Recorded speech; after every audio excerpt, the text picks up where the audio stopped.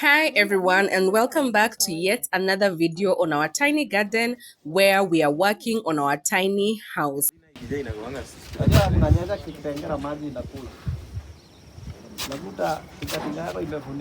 So today is super exciting because we are having our walls going up, and when I arrived at the site I was a bit late, but the work was already well underway.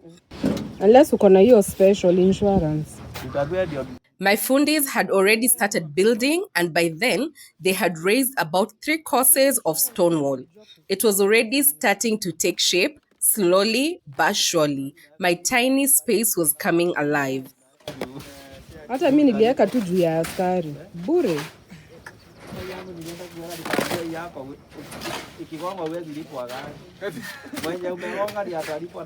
My fundis had already set the door openings exactly where I had instructed them to, and seeing that gave me such a sense of relief. At least the vision I had in mind was starting to match what was on the ground.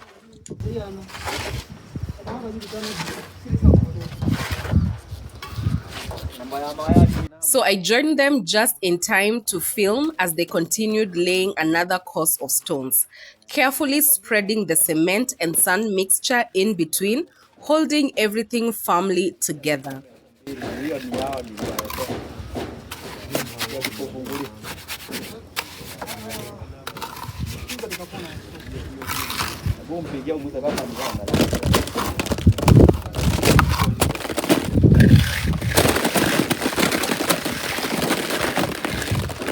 Nikatakate.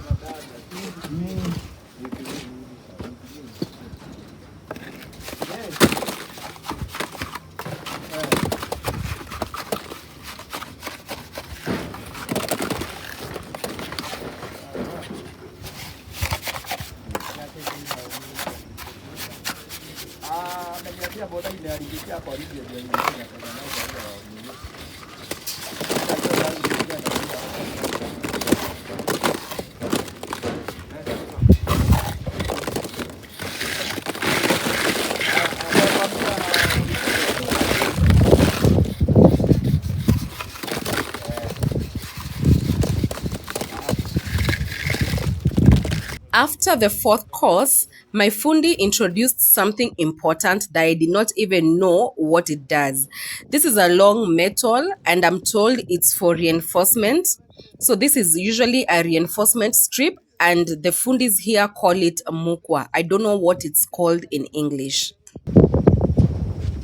Si mshaweka. Mtajazilia. Sana mshatoa. Sana mrudi mweke. So they placed this mukwa within the wall to strengthen it, helping it to bind the structure and reduce chances of cracking as the building settles over time. It is one of those small but very important details that give strength to the entire structure.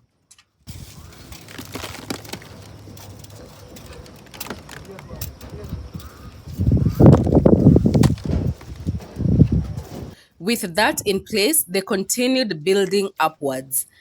Ati mlisema papa sasa hii moko inakuanga nini? Inashikisha ukuta. My engineer, sikia explanation kati ya kushikisha ukuta. Kitu inashikishwa ikiwa la nini? Like inasaidianga. Eh. Only in case kuko na pale kuna weakness. Yes, crack itafuatana. Haitafuatana na hiyo line. like nyumba inakuwa moja. Wewe acha tu tukuelewe. That ni engineer. Kisha hapa tuweke kiasi gani? Eh? Next, they worked on setting the window spaces, carefully measuring and positioning them so that they will bring in light and air just where I wanted.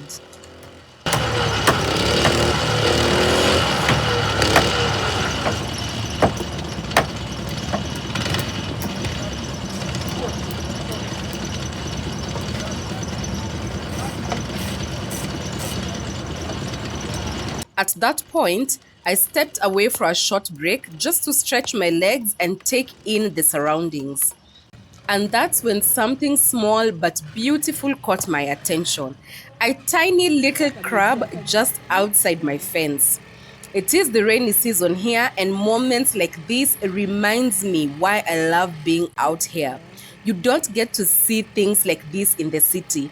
It was such a simple encounter, but it made me pause and smile.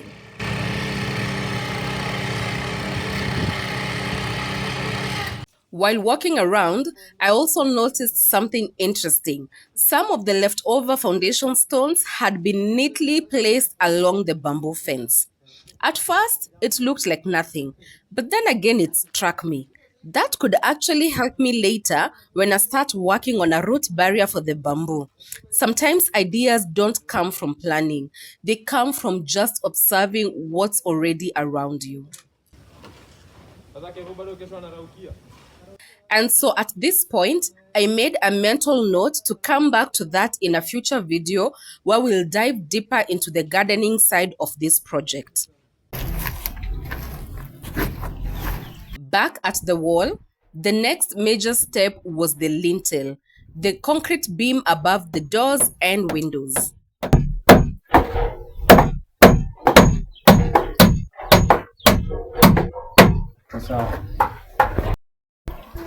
The fundis prepared timber formwork to hold the structure in place, then laid steel reinforcement inside before filling it with concrete.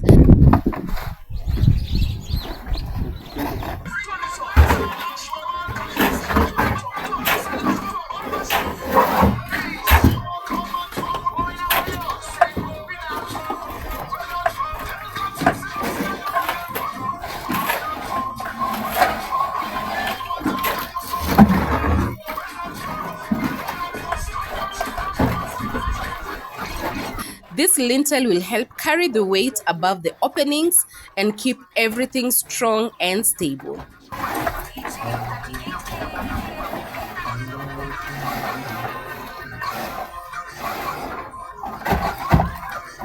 After that, the work continued, adding a few more rows of stones above the lintel as the structure slowly rose higher. Once that stage was done, we allowed parts of it to set and begin drying properly.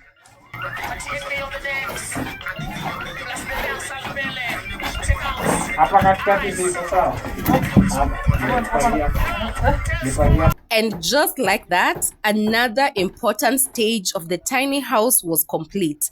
In the next video, we move on to the roofing, and that's when things start to really come together.